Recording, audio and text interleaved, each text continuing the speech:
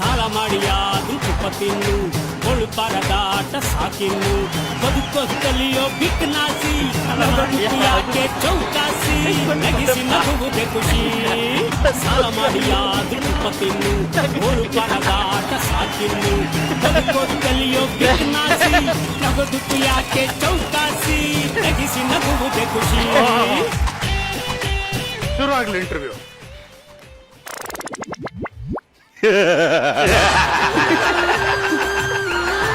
ಲೇ ದಡ್ಡ,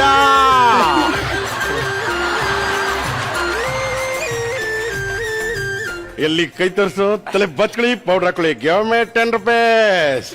ಎಲ್ಲಿ ಕೈ ತರ್ಸು, ರೇಖೆಗಳೆಲ್ಲ ಅಳಿಸೋಗಿದೆಯಲ್ಲ, ವೆಸ್ಟ್ ವೇಲೋ, ಗಂಡ್ಸು ಗಂಡ್ಸು ಅಂತ ಗಂಡ್ಸ ಬಿಟ್ಬಿಡಿದ್ಯಾ, ಹೋಗ್ ಟೆಸ್ಟ್ ಮಾಡ್ಸ್ಕೊಳ.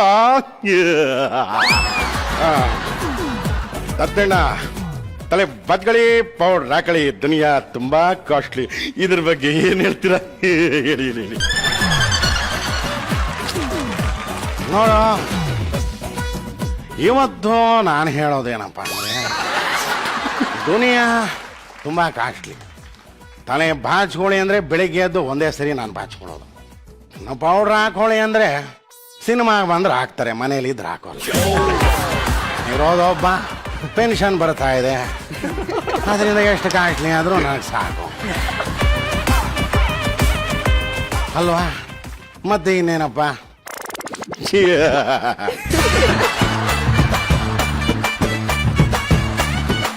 ಕೇಳಿದ್ರೆ ತಪ್ಪ ಸರಿ ಗೊತ್ತಿಲ್ಲ.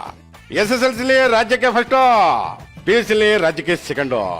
ಆದ್ರೂ ಇಷ್ಟೆಲ್ಲ ಬುದ್ಧಿವಂತರಾಗಿರೋ ಮದುವೆ ಹಾಕಿಲ್ಲ ಯಾಕೆ?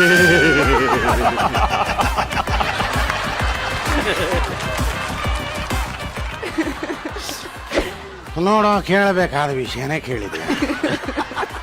ಅದೇನಪ್ಪ ಅಂದ್ರೆ, ಮತ್ತು ನಾನು ಎಲ್ಲ ರ್ಯಾಂಕ್ ಬಂದ ಮೇಲೆ ಆಕಾಶದಲ್ಲಿ ಹಾರಾಡೋ ಅಂತ ಏರ್ ಫೋರ್ಸಿಗೆ ಸೇರ್ಕೊಂಡಿದ್ದೆ. ಬರೀ ಆಕಾಶದಲ್ಲಿ ಹಾರಾಡ್ತಾ ಭೂಮಿ ಮೇಲೆ ನಡೀತಾ ಇದೆ ಅಂತ ಗೊತ್ತಾಗಲಿಲ್ಲ. ಅದಕ್ಕೆ ಮದುವೆ ಸಂದರ್ಭ ಬರಲಿಲ್ಲ. 40 ವರ್ಷ ಆದಮೇಲೆ 46 ವರ್ಷಕ್ಕೆ ಬಂದೆ.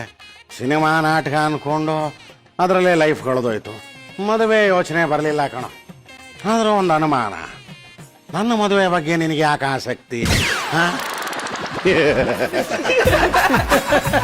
ಅಯ್ಯೋ, ಗೊತ್ತಿಲ್ಲ.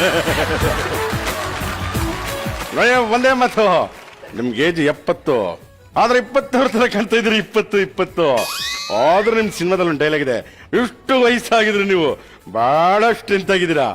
ಇದಕ್ಕೆ ಕಾರಣ ಏನಂತ ಹೇಳ್ತೀರೋ? ನಿಮ್ಮ ಸ್ಟ್ರೆಂತ್ಗೆ ಕಾರಣ ಏನು ಹೇಳ್ತೀರಾ?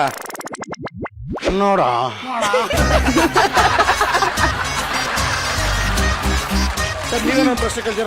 ನಾನು ದತ್ತಣ್ಣ ತರ ಕೇಳ್ತೇನೆ. ಬೊಡಿ ಮನೆ ಚೆನ್ನಾಗ್ ಮಾಡ್ತೀಯ ಕಣ ನೀನು.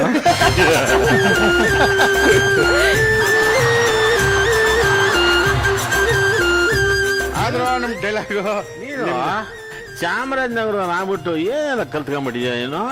ಬೊಡಿ ಮನೆ ಚೆನ್ನಾಗ್ ಮಾಡ್ತೀಯ ಕಣ. ನಂತರನೂ ಮಾಡ್ತೀಯ, ದತ್ತಣ್ಣಂತರನೂ ಮಾಡ್ತೀಯ. ಅದಕ್ಕೆ ಹೇಳೋದು, ಎಲ್ಲಾ ತಮಾಷೆ, ತುಂಬಾ ತಮಾಷೆ. ಸಲ ಮಾಡ್ರಿ ತುಪ್ಪ ತಿನ್ನಿ, ಸಲ ಮಾಡ್ರಿ ಮಕ್ಳು ಓದಿಸಿ, ಸಲ ಮಾಡಿ ಮಾತ್ರ ನಗೋಕ್ ಹೋಗ್ಬೇಡಿ. ನಗೋ, ನಿಮ್ಮಲ್ಲಿದೆ ಜೋರಾಗಿ ಪಕ ಅಂತ ನಕ್ಬಿಡ್ರಿ. ಯಾಕೆ ಚೌಕಾಸಿ ನಗಿಸಿ ನಗುವುದೇ ಖುಷಿ.